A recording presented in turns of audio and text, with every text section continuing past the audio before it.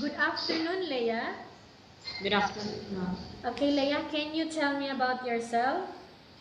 I'm Leah and Esperanza, 30 years old. I'm a married woman and I have 4 children. I'm married. I have a few questions for you to answer, so let's start. Yes, ma'am. Why do you want to work as a maid? I want to work as a maid because I want to earn money to sustain the needs of my family and my children. Why you choose Malaysia when there is a lot of other country? I choose Malaysia because I think Malaysia is a happy country. How are you qualified for this job? I think I qualified for this job because of my skills and my experience. May I know what your educational level is? I'm graduate in elementary and a high school graduate also. What is your latest working experience? I'm a farmer. You do in the farm? You work in the farm? I'm an acting secretary farmer. Okay. Have you worked abroad before? No, Do you have experience of taking care of baby? yes ma'am. How about elderly? Yes ma'am. Do you have any other special skills? I cook. Are you willing to learn new skills? Yes ma'am. Are you willing to work with a family where the mother-in-law or any relatives stay together? Yes ma'am. Currently, are you still working now? As a acting secretary ma'am in our farmer Okay, still association. working. You mentioned that you know how to cook. Yes ma'am. Okay, you can cook Like Filipino dishes, Okay. adobo, something like that. Are you aware that you will have to do washing, cleaning, ironing, and cooking? Yes ma'am. From all the house chores that I mentioned to you, which do you like most? Cleaning the house. If ever you were selected to work in Malaysia, who will take care of your kids? My husband and my mother. You are not allowed to use handphone during working hours. Yes ma'am. You are only allowed to use handphone after you finish all the works and when going to bed. Yes ma'am. You are strictly needed to surrender the handphone to your employer in the morning and your employer will return back to you once you're going to bed. Yes ma'am. If ever your employer finds out that you're abusing using your handphone and it's affected your work performance, your employer will confiscate your handphone and you are not allowed to hold it anymore. Yes ma'am.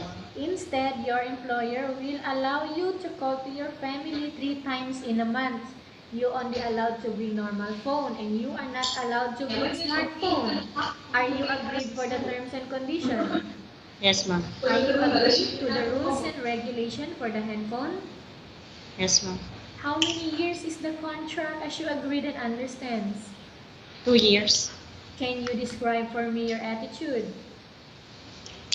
I have a lot of patience and I'm a hardworking person Okay. How can you assure to us that you will work hard in Malaysia? because I want to earn money for my children and for my family future. Can you promise not to use the telephone without the permission of your employer? Yes, I promise. Can you promise not to put on makeup but to dress properly while work? Yes, ma'am. Can you promise not to invite friends and relatives without the consent of your employer? Yes, ma'am. Can you promise not to ask for advance salary from your employer under any circumstances? Yes, ma'am. Do you really understand of the rules and regulation of the agency? Yes, ma'am. Do you pay any placement fee for you to come to Malaysia to work as a maid? No, ma'am. Do you have any history of sickness, breast cancer, or any other illness? No, ma'am. Do you suffer from any skin diseases, allergy, or physical defect? No, ma'am. Have you suffered from any serious illness? No, ma'am. Do you smoke? No, ma'am. Have you undergone any operation? No, ma'am. Are you medically fit or are you fit to work? Yes, ma'am. Are you in any medication? No, ma'am. Are you allergic with any food? No, ma'am. Are you preferred to work for the employer of any race? Yes, ma'am. Make it louder. Okay, ma'am. Are you preferred to eat the type of food taken or given by your employer? Yes, ma'am. Are you afraid of being left alone in the house? No, ma'am. Are you afraid of dogs or other pets? No, ma'am. Can you promise to work according to instruction from your employer? Yes, ma'am. Do you have any immediate family working in Malaysia? No, ma'am. Okay, Leah, we have finished our question section. Let's go to case study. I have a case study for you and I want you to answer me truthfully. Yes, ma'am. Upon arrival in Malaysia, Leah, within 6 months only. Okay, you are staying here for about 6 months in Malaysia. Yes, ma'am. Okay, any of your family members passed away, what will you do? I will just send money to them just to continue my contract there. I should have finished my contract there. Okay, so you mean you will send money for financial help to your family?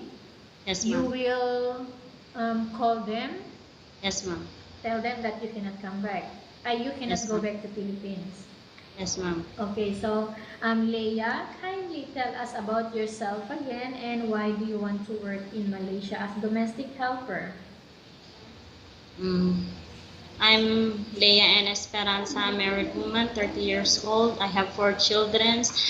I'm determined in my work. I'm a hardworking person. I have a lot of patience, and I promise to do my job as good as I can because this job depends my family future.